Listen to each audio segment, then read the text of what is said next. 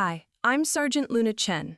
At my cousin's wedding, my family publicly humiliated me by calling me the weak link who couldn't even defend herself, let alone anyone else, mocking my military training as useless since I was too small and fragile to be a real fighter. They thought shaming me in front of 300 guests would finally convince me to quit the Marines and pursue a more suitable career for someone of my size. What they didn't know was that when— Before we jump back in, tell us where you're tuning in from. And if this story touches you, make sure you're subscribed. Because tomorrow, I've saved something extra special for you. armed kidnappers stormed the reception to abduct the bride for ransom, my Krav Maga and close quarters combat training would be the only thing standing between their daughter and a nightmare that would make my family beg for the weakness they'd spent years mocking. The skills my family dismissed as inadequate for my small frame weren't recreational martial arts. They represented 4 years of the most demanding hand-to-hand combat training in the United States Marine Corps, specializing in close-quarters battle techniques that turned size disadvantages into tactical advantages through precision, speed, and lethality. My expertise in Krav Maga, Brazilian Jiu-Jitsu, and Marine Corps martial arts program wasn't about brute strength. It was about leverage, timing, and the ability to neutralize threats regardless of size differential. At 5'3" and 125 pounds, I'd been trained to defeat opponents twice my size through techniques that exploited anatomical vulnerabilities and momentum redirection that required intelligence rather than mass. But to my family, physical capability was measured by appearance rather than training. As successful business owners in San Francisco's Chinatown, they valued image, social status, and traditional gender roles that positioned women as requiring protection rather than providing it. My decision to join the Marines had disrupted their expectations about what constituted appropriate career paths for their daughters. "Luna is trying to prove something by playing soldier," my Aunt May would tell relatives during family gatherings, her tone suggesting that my military service was compensation for personal inadequacies, rather than professional commitment to defending American interests. She's too small to be effective in combat, so this military fantasy is just delayed recognition of her limitations.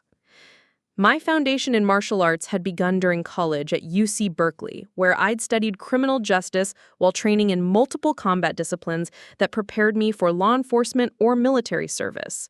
The decision to enlist after graduation had been based on genuine calling rather than lack of civilian opportunities. The path to Marine Corps martial arts instructor certification had been the most challenging thing I had ever attempted. Physical conditioning that pushed smaller bodies beyond normal limits, technique mastery that required perfect execution since I couldn't rely on strength advantages, and psychological preparation for close quarters combat where hesitation meant death. My 3 deployments to Iraq and Afghanistan had involved convoy security and base defense operations where hand-to-hand combat skills were essential for situations where firearms weren't practical or available. The techniques my family characterized as inadequate for my size had actually saved lives during surprise attacks and confined space encounters where larger Marines couldn't maneuver effectively. But my family saw none of that complexity. To them, I was the smallest daughter who'd chosen military service to avoid the successful business careers that our family's restaurant empire could have provided. They measured worth by financial achievement and social recognition, not by capabilities that civilian careers couldn't develop. Growing up in our traditional Chinese-American family meant that success was defined by education, business ownership, and maintaining face within the community. My parents had built their fortune through hard work and strategic thinking, creating opportunities for their children to achieve even greater prosperity through professional careers that enhanced the family's influence in San Francisco's Asian American community. My older cousins had embraced this philosophy completely, becoming doctors, lawyers, and business executives who contributed to the family's growing influence in San Francisco's Asian American community. My decision to pursue military service over graduate school or family business management had created ongoing tension about whether armed service was compatible with the success trajectory our family expected. Luna could be managing one of our restaurants or pursuing an MBA, but instead, she's overseas learning skills that have no application in civilized business environments. Skills that have no application in civilized business environments. My family was about to discover that civilization was more fragile than their business success suggested, and that some threats required responses that couldn't be negotiated through commercial relationships or resolved through financial solutions. The upcoming wedding was meant to showcase our family's prosperity and social connections, but it would instead become the testing ground where academic theories on conflict resolution collided with violence that could only be stopped through capabilities my family had dismissed as inadequate for someone of my size. My relationship with the Chen family had been built on love, tradition, and the shared determination to honor our immigrant grandparents who'd sacrificed everything to give their descendants opportunities in America. Growing up in San Francisco's Chinatown, we'd been raised with stories about courage, resilience, and the importance of protecting what our ancestors had worked so hard to build. Luna is going to be the family's first doctor, my grandmother Popo would tell visitors to our traditional dim sum restaurant, beaming with pride when I excelled academically or demonstrated the analytical thinking that seemed to point toward medical school. She has the intelligence and discipline to achieve anything she sets her mind to. For years, our family had been united by mutual support and shared ambition. My parents had escaped poverty in Taiwan, building a restaurant empire through 18-hour workdays and strategic business decisions that created opportunities for their children to achieve even greater success. My older cousins had embraced this legacy, becoming professionals who enhanced our family's reputation within the Asian American community. The Chen family represents the American dream, my Uncle David would tell business associates during community events, describing how first-generation immigrants had created generational wealth through hard work and educational achievement. Every child has exceeded their parents' accomplishments while maintaining our cultural values and family loyalty. But something had shifted when I chose military service over the pre-med track our family had planned for my life. The decision to enlist after Berkeley had been based on genuine calling rather than rebellion, but my family interpreted it as rejection of their sacrifices and expectations. Luna is confused about her priorities. My Aunt May had started telling relatives during my boot camp training, her tone suggesting disappointment rather than pride. She's choosing military service over the medical career we've supported her toward since childhood. The first signs of real strain appeared when I completed Marine Corps Martial Arts Program instructor certification and began preparing for combat deployment. My family couldn't understand why someone with my intelligence would choose to develop fighting skills when I could be saving lives through medical practice. She's learning to hurt people instead of heal them, my mother had said during one particularly painful conversation, her voice carrying genuine confusion about how her daughter had chosen violence over the helping professions our family valued. The relationship deteriorated further when I returned from my first deployment with stories about convoy security and base defense operations that had required exactly the hand-to-hand combat skills they'd dismissed as inappropriate for someone of my size and gender. Luna talks about fighting like it's something to be proud of. My cousin Jennifer, a successful pediatrician, would tell other family members. She's lost perspective about what constitutes meaningful work versus playing soldier in dangerous situations. Playing soldier, as if protecting American interests in combat zones was recreational activity rather than professional service that required capabilities civilian careers couldn't develop. But the fundamental break in our relationship occurred when my family began characterizing my military training as evidence that I couldn't succeed in normal careers that required intelligence rather than physical force. Luna chose military service because she wasn't confident about competing in academic environments. My Uncle David had explained to business colleagues, positioning my Marine Corps service as admission of intellectual inadequacy rather than commitment to defending the country that had given our family opportunities. Preparing and narrating this story took us a lot of time, so if you are enjoying it, subscribe to our channel. It means a lot to us. Now back to the story. The relationship that had once been built on shared values and mutual pride had transformed into something more complicated. My family positioned themselves as successful immigrants who'd achieved prosperity through education and business acumen, while I'd chosen military service that they viewed as beneath the professional standards our family had worked generations to achieve. "We support Luna's service in theory," my Aunt May would explain to friends who asked about our strained relationship, "but we're concerned that she's wasting her potential on work that doesn't utilize her intelligence or contribute to the family's continued success." The family that had once celebrated my analytical thinking and problem-solving abilities now viewed those same capabilities as being squandered on military training that had no application in the civilized business environments where real success was measured and meaningful contributions were made to society. The betrayal reached its devastating peak during my cousin Angela's rehearsal dinner at the Grand Hyatt San Francisco, when what should have been a family celebration became my Uncle David's platform for the most humiliating attack on my military service and personal capabilities that I'd ever experienced. The event was held in the hotel's elegant ballroom, with 150 family members and business associates gathered to honor Angela's engagement to Marcus Wong, heir to a prominent real estate development fortune.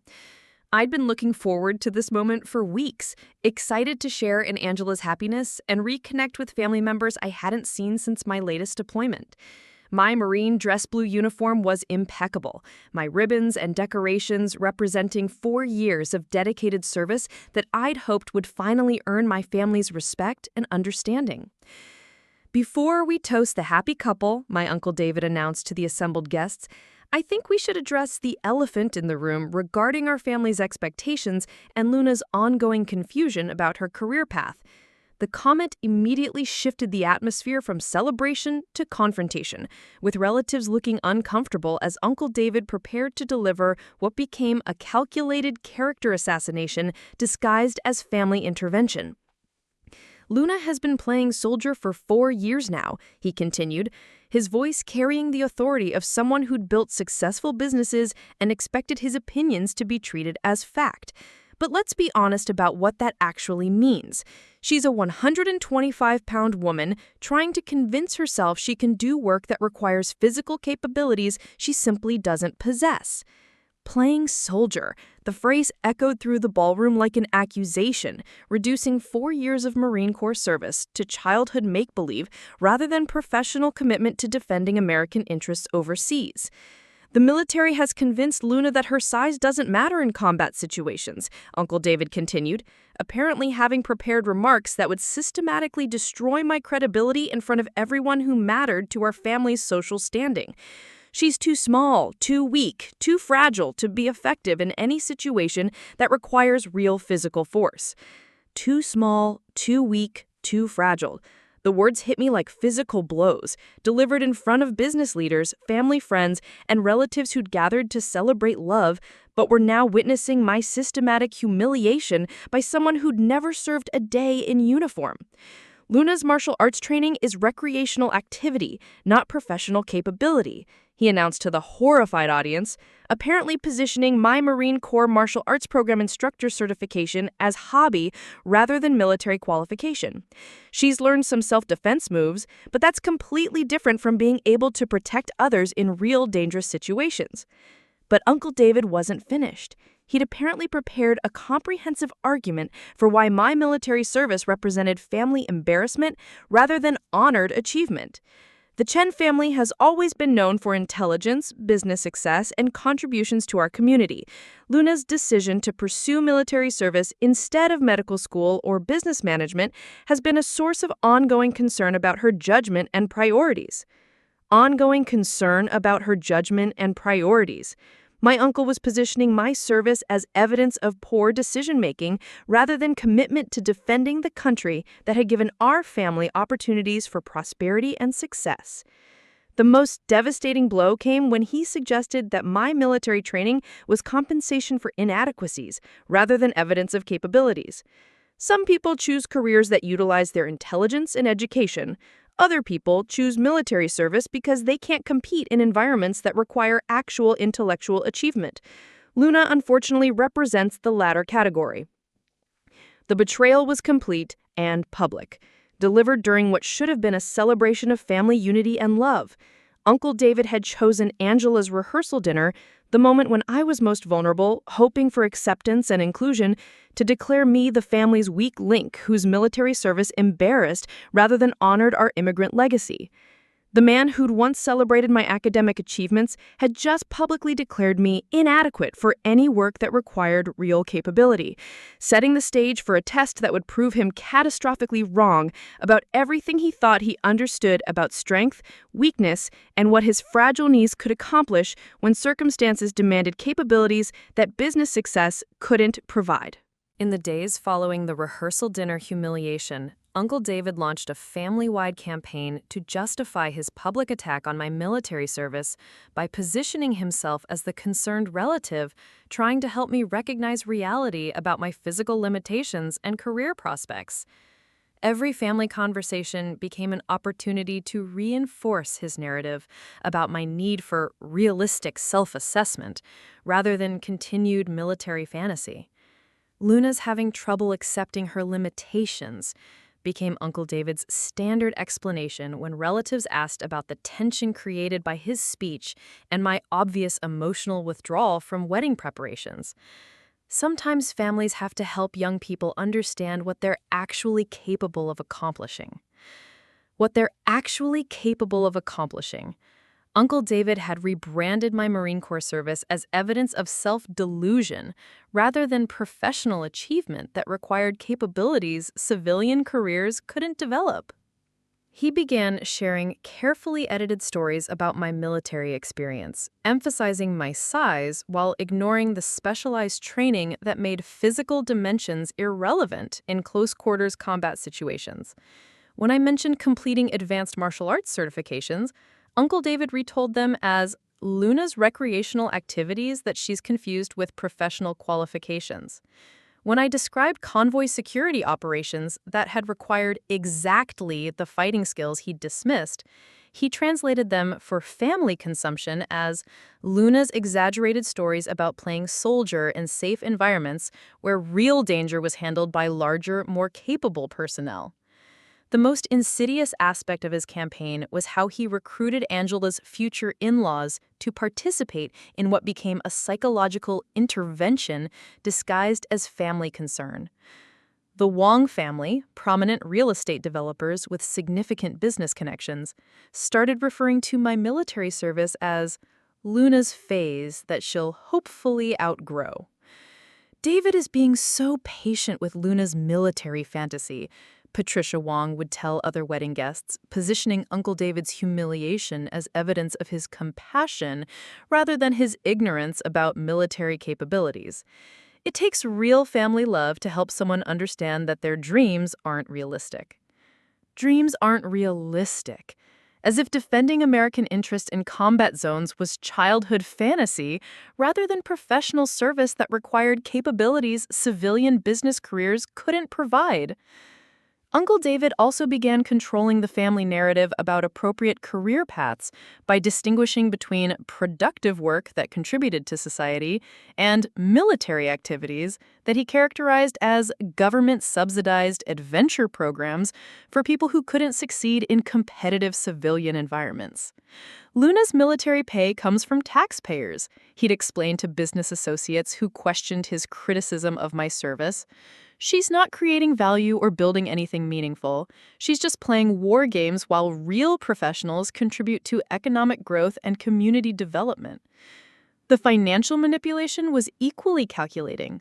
Uncle David began suggesting that my military benefits meant I didn't need to develop marketable skills or pursue educational advancement that would prepare me for civilian careers after my military experiment ended. Luna's financially comfortable through her government benefits. He'd tell relatives who suggested I consider using my GI Bill for graduate school. But that's different from earning money through actual productivity and business contribution like the rest of the family. But perhaps the most painful manipulation was how Uncle David repositioned my commitment to continued military service as evidence that I was avoiding real-world competition rather than dedicated to protecting American interests through specialized skills that civilian careers couldn't utilize. Luna talks about re-enlisting because she knows she can't compete in business environments that require actual intelligence and capability. He confided to my parents during a conversation I overheard. The military provides structure and validation for people who can't handle civilian challenges. The conversation suggested that my plans for continued service represented fear of civilian failure rather than professional commitment to using specialized capabilities for defending American interests and supporting military operations that protected communities like ours. Most devastatingly, Uncle David convinced my parents that encouraging my military career was enabling self-destructive behavior that prevented me from developing realistic expectations about my capabilities and pursuing work that matched my actual physical and intellectual limitations. The best thing we can do for Luna is stop pretending her military service is meaningful. Maybe if we stop reinforcing these delusions about being a warrior, she'll accept her limitations and pursue work that's actually suitable for someone of her size and background. By the time Angela's wedding day arrived, Uncle David had spent a week positioning my military service as family embarrassment that required intervention rather than honored achievement that deserved celebration and support. The awakening came during a routine training session at the San Francisco Marine Corps Reserve Center, where I was working with newer Marines on close-quarters combat techniques that could save their lives during deployments, where size advantages meant nothing compared to speed, precision, and tactical thinking. Sergeant Chen asked Lance Corporal Rodriguez, a 19-year-old from Oakland who was preparing for his first deployment, "How do you handle civilians who think military training isn't real because you're smaller than what they expect soldiers to look like?" The question crystallized everything wrong with Uncle David's narrative about my capabilities. He was measuring military effectiveness by civilian standards that had no relationship to actual combat performance or the specialized skills that determine success in life-or-death situations. My family thinks I'm too weak to protect anyone. I found myself admitting to the group of Marines I was supposed to be training. They see my size and assume that means I can't be effective in situations that require physical capability. The reaction was immediate and validating. 8 Marines, representing different sizes, backgrounds, and specializations, responded with recognition that told me I wasn't alone in facing civilian misconceptions about what military capability actually looked like. "Sergeant, that's about civilians who think fighting is like movies," said Corporal Williams, a combat veteran who'd served in Afghanistan despite being only 5'6" himself. "They don't understand that real combat is about training, tactics, and mental toughness, not about who looks most intimidating." The observation reframed Uncle David's criticism in terms of broader civilian ignorance about military reality. He wasn't just uncomfortable with my size, he was applying Hollywood stereotypes to military capability rather than understanding how actual combat training worked. "Sergeant Chen has better technical skills than Marines twice her size," explained Staff Sergeant Martinez, who supervised our martial arts program. "Size matters less than technique when you know how to exploit leverage, timing, and anatomical vulnerabilities." The conversation continued for over an hour, with Marines sharing stories about civilian family members who treated military service as playing soldier, rather than professional capability that required intelligence, discipline, and specialized knowledge that civilian careers couldn't provide. "My dad thinks I'm wasting my college education on military service," said Lance Corporal Kim, a communications specialist with a degree in electrical engineering. He doesn't understand that military technology and tactics require more analytical thinking than most civilian jobs. The awakening was sudden and complete. I'd been accepting Uncle David's narrative that my military service was inadequate because of my physical size, when the real inadequacy was his understanding of how military capability was actually developed and applied. Sergeant, your family's opinions on military service are based on ignorance, Corporal Williams observed, with the clarity that comes from combat experience. They can afford to dismiss military training because they've never faced situations where those skills determine who lives and who dies. The group discussion revealed something I'd been too close to recognize. Uncle David's criticism of my capabilities wasn't informed assessment.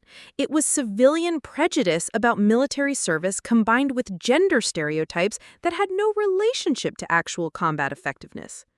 Sergeant Chen's martial arts instruction has prepared us for situations where size doesn't matter. When someone's trying to kill you, technique beats strength every time. But the most profound insight came from Staff Sergeant Martinez, who'd served multiple combat tours and understood how civilian misconceptions about military service created problems for Marines dealing with family members who couldn't comprehend what their training actually involved. Sergeant, your uncle's business success has insulated him from violence that requires military responses. He's never needed to understand the difference between civilian conflict resolution and military combat capability. The awakening had transformed my understanding of the conflict with my family. This wasn't about my inadequacy as a Marine. It was about Uncle David's inability to comprehend that some problems required solutions that couldn't be negotiated through business relationships or resolved through financial success. The weakness he'd criticized was actually specialized strength that he'd never needed but might someday depend on when civilian capabilities proved inadequate against threats that couldn't be deterred through social status or economic influence. My strategy for Angela's wedding was elegantly simple. Attend with dignity and professionalism while letting my actions speak louder than Uncle David's words if circumstances ever required capabilities he'd dismissed as inadequate. The awakening at the Marine Corps Reserve Center had shifted my perspective from defending my qualifications to preparing for the moment when theory would collide with reality. The psychological preparation was crucial. Uncle David had positioned himself as the family authority on capability assessment, using his business success to validate opinions about military effectiveness that had no basis in actual combat knowledge. He genuinely believed that physical size determined fighting capability and that his wealth-protected worldview represented realistic understanding of how violence worked. Uncle David's business success has insulated him from situations where financial solutions don't work, I explained to Staff Sergeant Martinez during one of our training sessions. He's never faced threats that couldn't be resolved through negotiation or deterred through social status. The beauty of my new approach was that it required no confrontation or argument. Instead of defending martial arts training against his criticism, I would simply maintain peak readiness while letting circumstances demonstrate their value if such demonstration ever became necessary. The tactical preparation was equally important. My close-quarters combat skills required constant practice to maintain the speed and precision that made size irrelevant against larger opponents. I intensified my training regimen, focusing on techniques that exploited leverage and anatomical vulnerabilities rather than relying on strength advantages I would never possess. Sergeant Chen is maintaining proficiency standards that exceed Marine Corps requirements, observed Gunny Thompson, the senior instructor who monitored my martial arts training. Whatever's motivating this level of preparation, it's producing exceptional technical capability. The motivation was simple. I'd realized that Uncle David's criticism revealed his fundamental misunderstanding of how security was created and maintained.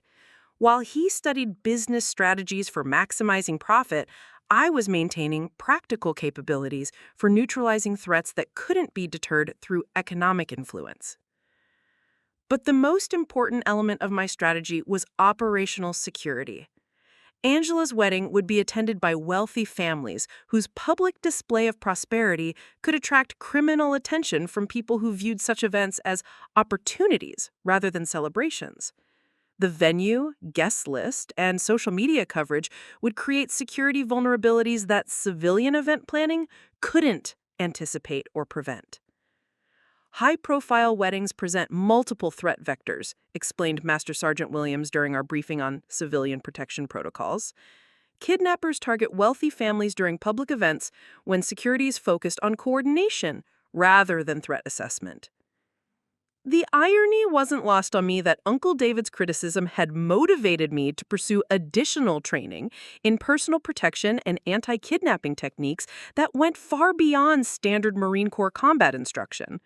His insistence that I was too weak for military service had pushed me to develop capabilities that exceeded normal military requirements. Your additional certifications in personal protection and crisis response are impressive, noted Colonel Martinez during my latest evaluation. This level of specialized training suggests someone preparing for scenarios that require the highest levels of tactical judgment and combat capability. The professional development aspect was equally strategic. I'd begun studying criminal psychology, threat assessment, and the operational patterns used by kidnappers who targeted wealthy families during public events, when security was usually focused on crowd control rather than threat prevention. Civilian security at social events is usually focused on crowd control rather than threat prevention, observed Chief Warrant Officer Rodriguez, who specialized in force protection. Most wedding security can't handle organized criminal operations that require military-level response. When circumstances eventually tested Uncle David's assumptions about my capabilities, I would be prepared not just with the martial arts skills he'd dismissed, but with enhanced tactical knowledge that could handle complex scenarios requiring exactly the kind of precision thinking that military training developed and civilian experience couldn't provide. The strategy was designed to transform his theoretical criticism into practical vindication when reality required solutions that couldn't be found in business school textbooks or resolved through financial negotiation with people who had no interest in Uncle David's wealth except as motivation for taking it. Saturday, June 18th, 7:23 p.m. Angela's wedding reception at the Grand Hyatt San Francisco was proceeding exactly as planned, with 300 guests celebrating in the hotel's elegant ballroom while I stood near the back wall in my dress uniform, maintaining tactical awareness that Uncle David would have mocked as paranoid behavior from someone too weak to handle real threats. The evening had been picture-perfect so far. Angela looked radiant in her custom Vera Wang gown, Marcus was beaming with pride as they completed their first dance, and our family's display of prosperity was impressing business associates and community leaders who represented millions in potential commercial relationships. I was scanning exit routes and monitoring guest behavior patterns when my combat training registered something that civilian security had missed. 3 men in catering uniforms who moved with tactical precision rather than service industry casualness, positioning themselves near strategic points that controlled access and escape routes. Possible threat assessment. I whispered into my phone, calling the hotel security number I'd memorized during my pre-event reconnaissance. 3 suspicious individuals in catering uniforms, displaying coordination and positioning inconsistent with legitimate service functions. Hotel security's response was exactly what I'd expected from civilian protection. Ma'am, all catering staff have been background checked. Please don't worry about service personnel during this celebration. But my Marine Corps training had taught me to trust tactical instincts over administrative assurances, especially when potential threats were displaying operational behavior that suggested military or criminal experience rather than civilian employment. At 7:31 p.m., the situation escalated from suspicion to crisis. The 3 men simultaneously drew concealed weapons and moved toward Angela with coordinated precision that confirmed this was an organized kidnapping operation targeting the bride whose family's wealth had been publicized through social media and society page coverage. "Everyone on the ground," the lead gunman shouted, his voice carrying the authority of someone who'd done this before. "This is a kidnapping. Nobody gets hurt if you cooperate." The tactical situation was exactly what my training had prepared me for. Multiple armed suspects in a crowded civilian environment where conventional security responses would endanger innocent lives and allow the primary target to be extracted before law enforcement could respond effectively. "Angela Chen Wong, you're coming with us," the second gunman announced, moving toward my cousin while maintaining coverage that prevented civilian intervention. "Your family's ransom demands will be delivered after we're safely away from this location." Uncle David's wealthy guests were frozen in terror, their business success providing no capabilities for handling violence that couldn't be negotiated or deterred through social status or economic offers. "Please, take anything you want," Uncle David called out from where he was crouched behind an overturned table, his voice stripped from the confidence he'd used to mock my military capabilities. "Money, jewelry, whatever you need, just don't hurt anyone." But the kidnappers weren't interested in negotiating with civilians who had no understanding of how criminal operations worked or what responses were effective against people who couldn't be deterred through social status or economic offers. "This isn't a robbery," the lead gunman replied, moving closer to Angela while his partners maintained perimeter security. "This is a business transaction. Your daughter comes with us, you pay $10 million, everyone goes home alive." As the gunman closed in on Angela, who was paralyzed in terror in her wedding dress, I realized that Uncle David's moment of education about weakness versus strength was about to begin. The fragile niece he'd humiliated would now demonstrate whether 4 years of Marine Corps combat training could handle threats that his business expertise couldn't resolve. The execution phase of our family's most terrifying crisis was about to test whether martial arts skills or financial success provided more practical value when armed criminals threatened someone we all loved. What happened next took 47 seconds and forever changed Uncle David's understanding of what strength actually looked like when it was applied with Marine Corps precision against threats that couldn't be deterred through business negotiations or social status. I moved from the back wall toward the first gunman with the silent footwork that 4 years of close-quarters combat training had ingrained into muscle memory. My size advantage was tactical. Smaller targets were harder to track and could approach without triggering the defensive responses that larger threats would provoke. The lead gunman never saw me coming. My first strike was a Krav Maga technique that exploited the anatomical vulnerability between his neck and shoulder, dropping him instantly without the noise that would alert his partners. His weapon was secured and safeguarded before he hit the ground. "Target 1 neutralized," I whispered, moving toward the second gunman who was focused on Angela and unaware that his operation was being systematically dismantled by the weak link my family had mocked. The second engagement required Brazilian jiu-jitsu techniques that used his larger size against him. When he turned toward the disturbance, I was already inside his weapon range, applying a blood choke that rendered him unconscious in 6 seconds while securing his firearm with precision that prevented accidental discharge. "Luna," Angela's voice carried pure shock as she watched her fragile cousin neutralize armed kidnappers with capabilities that none of our wealthy relatives could comprehend or replicate. The third gunman had finally realized his operation was being compromised, but his tactical response was exactly what Marine Corps training had prepared me to counter. When he swung his weapon toward me, I was already moving, using momentum redirection to turn his size advantage into leverage for a throw that sent him crashing into the wedding cake table. "All threats neutralized," I announced, standing over 3 unconscious kidnappers while 300 wedding guests stared in stunned silence at the demonstration of military capability they'd just witnessed. The transformation in Uncle David's attitude was immediate and profound. The man who'd publicly declared me too weak to protect anyone was now watching his inadequate niece secure weapons and zip-tie suspects with the professional competence that had just saved his daughter's life. "Luna, how did you—" he stammered, his voice stripped of the authority he'd used to mock my military training just days earlier. "Marine Corps martial arts program," I replied simply, checking Angela for injuries while coordinating with hotel security personnel who were finally arriving to handle a situation that had already been resolved. 4 years of training for exactly this kind of scenario. The irony was perfect and devastating. Uncle David's business success, social connections, and financial influence had been powerless against criminals who couldn't be negotiated with or deterred through economic offers.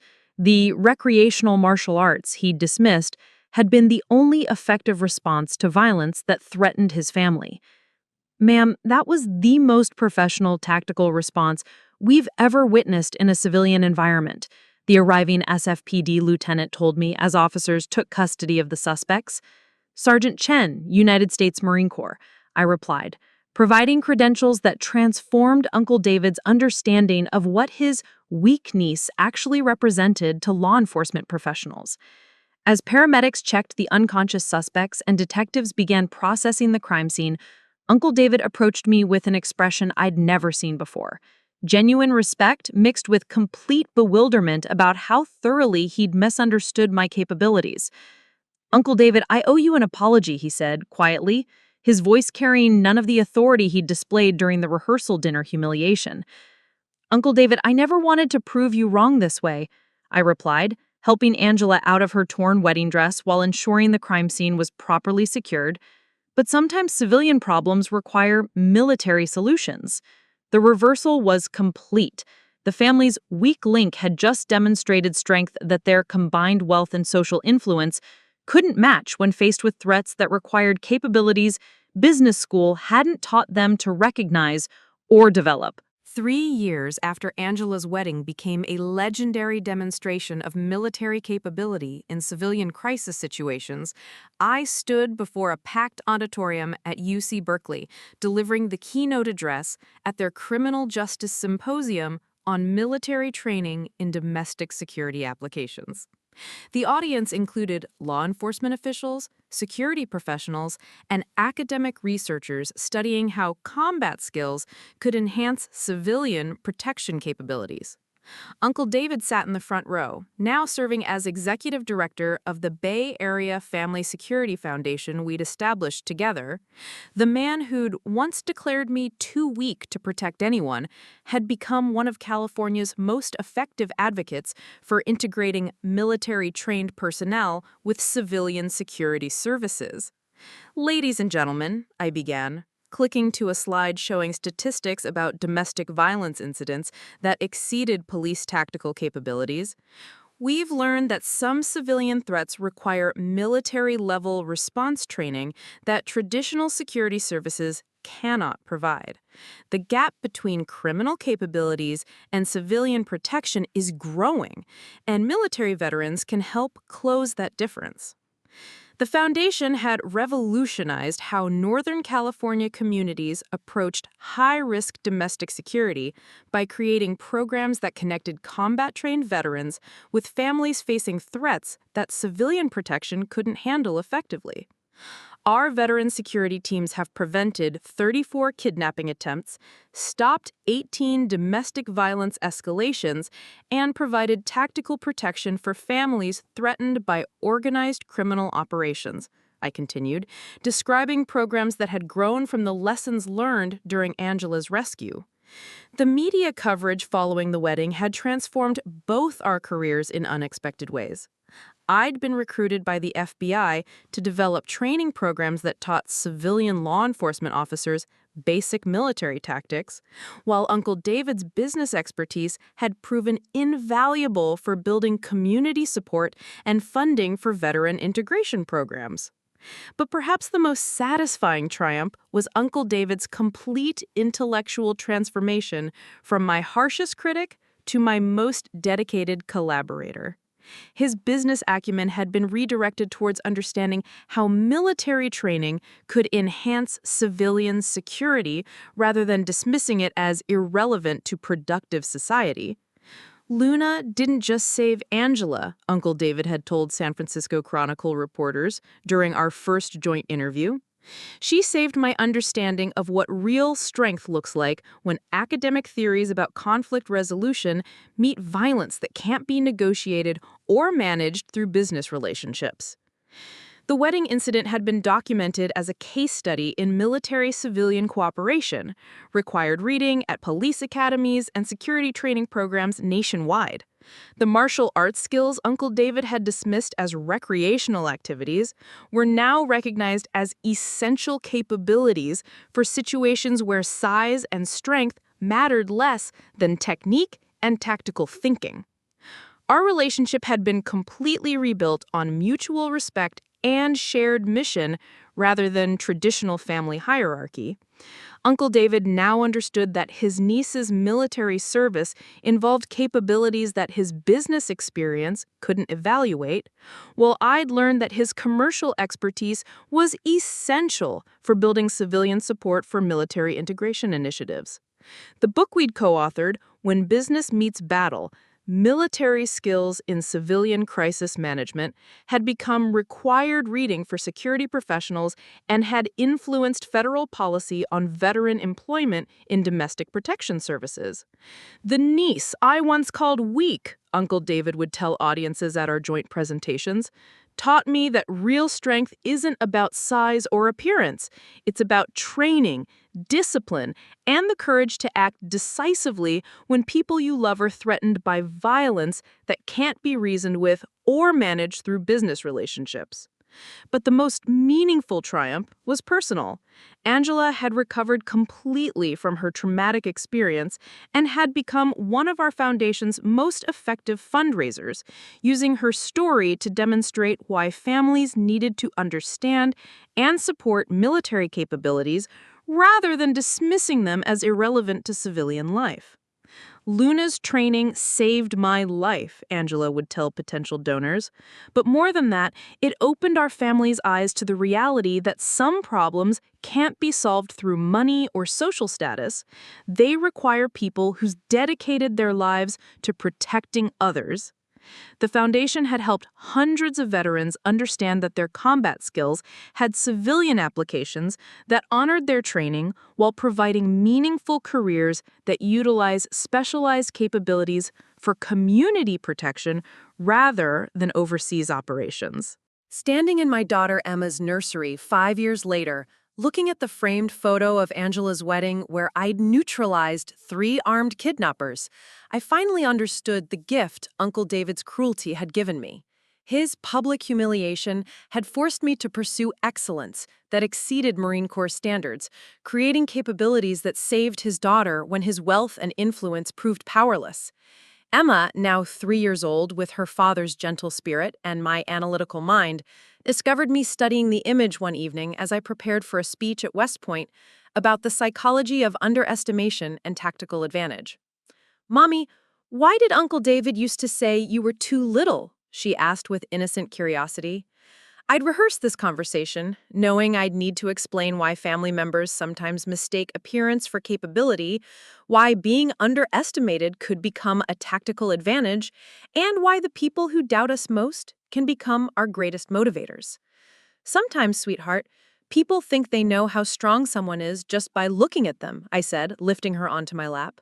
Uncle David thought I was too small to protect people, but he learned that size doesn't matter when you know how to fight properly. "Like how I'm little but I can still help?" Emma asked with perfect childhood logic. "Exactly like that. Being small can actually make you stronger in some ways."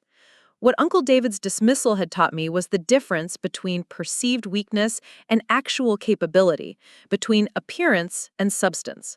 True strength wasn't determined by size or social expectations, but by training, discipline, and the courage to act when circumstances required capabilities that others couldn't provide. The wisdom I'd gained extended beyond personal vindication. Through the Porto U Foundation, I'd seen how societal misconceptions about strength and capability prevented communities from recognizing resources that could protect them during crises that civilian services couldn't handle. One of the most important lessons I've learned, I told audiences at security conferences, is that the people we dismiss as inadequate are often the ones who save us when our assumptions about strength and weakness are tested by real danger.